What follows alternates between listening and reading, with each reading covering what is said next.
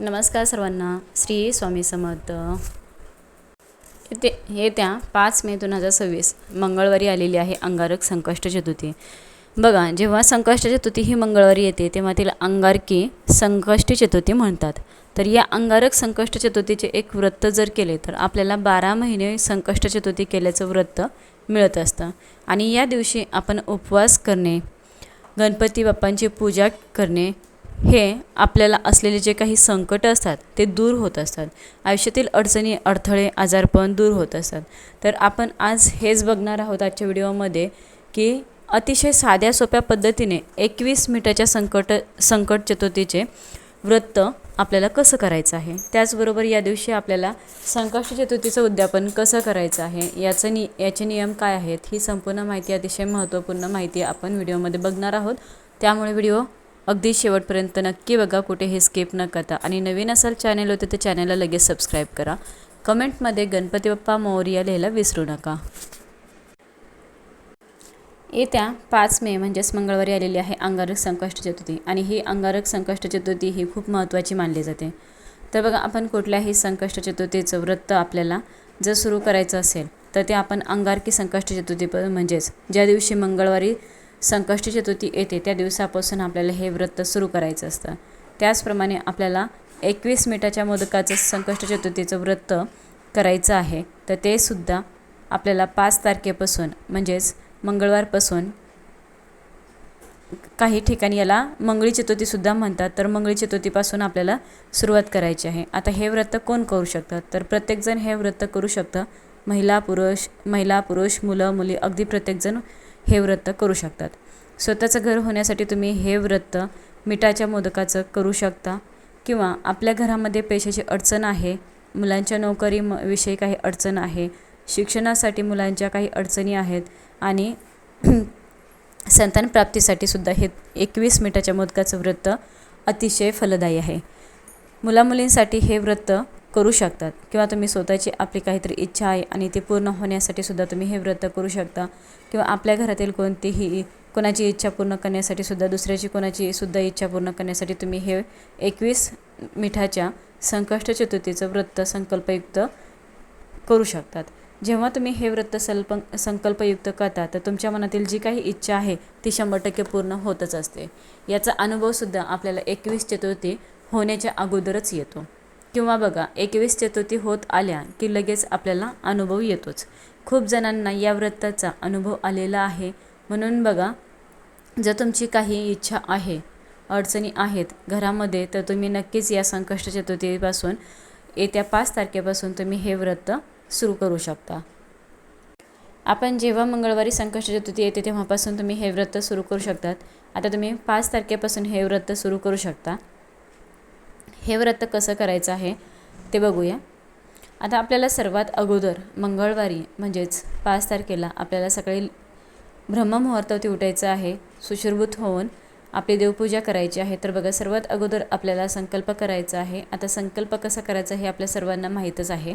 थोडक्यात सांगायचं झालं तर आपल्या उजव्या हातामध्ये पाणी घ्यायचं, त्यामध्ये आपल्याला फूल टाकायचं, हळदी कुंकू अक्षता टाकायच्या आहेत, आणि आपल्याला आपल्या गणपती बाप्पाला आपलं पूर्ण नाव सांगायचं आहे, आपलं गोत्र सांगायचं आहे, आणि आपली जी काही इच्छा आहे ती गणपती बाप्पाला बोलून दाखवायची आहे. आणि त्यानंतरनं ते पाणी ताम्हणामध्ये सोडायचं. परत आपल्याला 2 पळी पाणी आपल्या हातावरून ताम्हणात सोडायचं, आणि ते पाणी तुळस सोडून इतर कुठल्याही झाडाला टाकायचं आहे. अशा प्रकारे आपल्याला संकल्प करायचा असतो. आणि संकल्प हा फक्त आपल्याला पहिल्याच संकष्ट चतुर्थीला करायचा आहे. प्रत्येक संकष्ट चतुर्थीला संकल्प करायचा नाही. देवपूजा झाल्याच्या नंतरनं आपल्या देवघरामध्ये असलेल्या मंगलमूर्ती श्री गणेशाची जी मूर्ती आहे त्या मूर्तीवरती आपल्याला अभिषेक करायचा आहे. ही जी पूजा आहे ही समोर तुम्ही मांडू शकता. त्याप्रमाणे बघा, बाहेर चौरंग पाट टाकून तिथे करू शकता, किंवा देवघरामध्ये सुद्धा तुम्ही पूजा करू शकता. आपल्या गणेशाची पूजा करायची आहे तर सर्वात अगोदर गणपती बाप्पाला ताम्हणामध्ये घ्यायचं, आणि त्यांना आपल्याला गणपती अथर्वशीर्षम 21 वेळेस किंवा 1 वेळेससुद्धा तुम्ही म्हणत पाण्याने किंवा पंचामृताने आपल्याला त्यांच्यावरती अभिषेक करायचा आहे. अगोदर स्वच्छ पाण्याने, नंतर पंचामृताने अभिषेक करायचा आहे. त्यानंतर गणपती स्तोत्रसुद्धा तुम्ही म्हणू शकता. जे तुम्हाला सोपं वाटेल ते तुम्ही म्हणू शकता. त्यानंतर गणपती बाप्पाची मूर्ती तामणामधून स्वच्छ पाण्याने धुवून घ्यायची, पुसून घ्यायची आणि विड्याच्या जोड पानावर तांदूळ टाकून तिथे आपल्याला गणपती बाप्पांची स्थापना करायची आहे. नंतर गणपती बाप्पाला हळदी कुंकू, अक्षता, गुलाल व्हायचा आहे, अष्टगंध लावायचा आहे. गणपती बाप्पाला दुर्वा अर्पण करायचे आहेत. असल्यास तुम्ही अर्पण करा. लाल जास्वंदीचं फूल अर्पण करा, अतिशय प्रिय आहे. त्यानंतर यथाशक्ती तुम्हाला जशी सेवा करता येईल त्याप्रमाणे तुम्ही सेवा करू शकता. फुलं वगैरे अर्पण करू शकता. गणपती बाप्पांना धूपदीप ओवाळायचा आहे. गुळ खोबऱ्याचा नैवेद्य दाखवायचा, नाहीतर तुम्ही फळांचा देखील नैवेद्य दाखवू शकतात. नंतर आरती करायची आहे. ही झाली आपली सकाळची पूजा.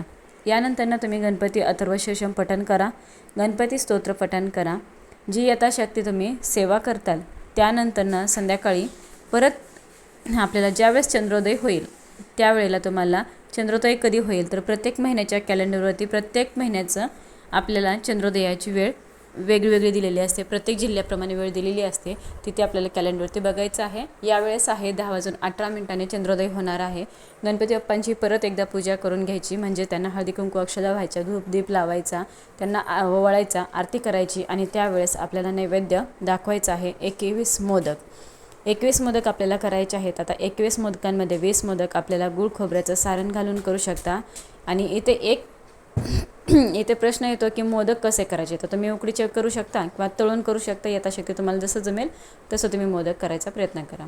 गुळ खोबऱ्याचं सारण घालून केलं तरी चालेल. आपल्याला 21 मोदक करायचे आहेत. 20 मोदक तुम्हाला गुळ खोबऱ्याचं सारण घालून आणि 1 मोदक मीठ घालून करायचं आहे. एका मोदकामध्ये मीठ घालायचं, जास्त घालायचं नाही आणि सगळे मोदक एकत्रच आपल्याला तळून घ्यायचे आहेत. किंवा तुम्ही उकडीचे करत असाल तर उकडून घ्यायचे आहेत आणि नंतर आपल्याला देवाला त्या मोदकांचा नैवेद्य दाखवायचा आहे, आरती करायची. त्यानंतर संध्याकाळी आपल्याला चंद्रोदय झाल्यानंतर चंद्राची आपल्याला पूजा करायची आहे, चंद्राला अर्घ्य द्यायचं आहे. चंद्राची पूजा झाल्याच्या नंतरच आपल्याला उपवास सोडायचा आहे.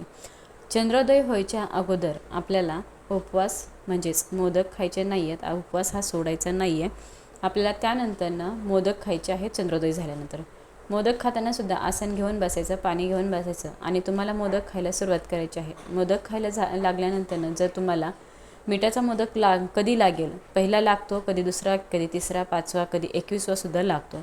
पण ज्यावेळेस तुम्हाला मिठाचा मोदक लागेल त्यावेळेस लगेच आपल्याला पाणी प्यायचं आहे आणि उरलेले जे काही मोदक आहेत ते घरातील सर्वांना प्रसाद म्हणून द्यायचे आहेत. जेवढे होतील तेवढे फक्त घरातच द्यायचे, बाहेरच्यांना कोणालाही मोदक द्यायचे नाही. आता हे झाल्याच्या नंतर आपला उपवास सोडला जातो. आणि नंतर जर तुम्हाला भूक लागलीच, कधी पहिलाच मोदक लागतो, तर बघा भूक लागते, तुम्ही दूध पिऊ शकता, फळ घेऊ शकता, पण तुमची इच्छा असेल तर घेऊ शकता, नाही येतलं तरी पण चालेल. फक्त पाणी प्यायचं आहे. त्यानंतर जेवण वगैरे जे काही आहे ते आपल्याला दुसऱ्या दिवशी सकाळीच करायचं आहे. तुम्ही नेहमीप्रमाणे जेवण सकाळी करू शकता. बघा संकष्टी चतुर्थीच्या दिवशी आपल्याला दिवसभर काय खायचं नाही, तर या दिवशी आपल्याला काहीही खायचं नाही. पण जर तुमच्या तब्येतीला, तुमच्या प्रकृतीला झेपत नसेल तर तुम्ही या दिवशी पाणी पिऊ शकता, दूध पिऊ शकता, फळं खाऊ शकता, ज्यूस घेऊ शकता, दही खाऊ शकता. पण शक्यतो मिठाचा कुठलाही पदार्थ, तिखटाचा पदार्थ या दिवशी खायचा नसतो. मीठ काय खायचं आहे तर ते आपल्याला संध्याकाळी मोदकाद्वारेच आपल्या शरीरात मीठ जाणार आहे. त्यानंतर उद्यापन कसं करायचं आहे तर बघा, उद्यापनाला सुद्धा आपल्याला नेहमीप्रमाणे 21वी आपली ज्यावेळेस चतुर्थी येईल त्यावेळेस आपल्याला नेहमीप्रमाणे पूजा करायची, गणपती बाप्पांचा अभिषेक करायचा, गणपती अथर्वशीर्ष म्हणत त्यानंतर बघा आपले 21वा दिवस आहे, तर 21वी आपली संकष्टी चतुर्थी आहे. तर त्या दिवशी आपल्याला गणपती बाप्पांच्या मूर्तीवर अभिषेक करायचा आहे. घरातील जी मूर्ती आहे त्याच्यावर आपल्याला 21 वेळेस गणपती अथर्वशीर्ष म्हणत आपल्याला अभिषेक करायचा आहे. गणपती बाप्पांची छान पूजा करून घ्यायची. आणि जर तुम्हाला हे जमत नसेल अभिषेक करणं वगैरे, तर तुम्ही फक्त मंदिरामध्ये जाऊन तिथे जाऊन गुरुजींकडून सुद्धा तुम्ही अभिषेक करून घेऊ शकता. जर तुम्हाला गुरुजींकडून सुद्धा करणं शक्य नसेल तर तुम्ही मंदिरामध्ये दानपेटीमध्ये गणपती बाप्पाला यथाशक्ती तुम्ही तिथे दक्षिणा दानपेटीमध्ये टाकू शकता आणि आपल्या घरी येऊन आपलं उद्यापन करू शकता. उद्यापनाला आपल्याला एका मुलाला म्हणजे 8-9 वर्षाचा मुलगा असेल त्या मुलाला आपल्याला जीव घालायचा आणि यथाशक्ती आपल्याला त्याला दक्षिणा द्यायची आहे. अशा प्रकारे आपल्याला या 21 मिठाच्या मोदकांच्या संकष्टी चतुर्थीचं उद्यापन करायचं आहे. आणि 21व्या दिवशीसुद्धा आपल्याला 21च मोदक करायचे आहेत. 21व्या संकष्टी चतुर्थीला चंद्रोदयानंतरच खायचे आहे. चंद्रोदयानंतरच आपल्याला चंद्राचे दर्शन करून पूजा वगैरे करूनच आपल्याला हे मोदक खायला घ्यायचे आहेत. संकष्ट चतुर्थीला आपल्याला काही नियमांचं देखील पालन करायचं असतं, ते बघणार आहोत आपण.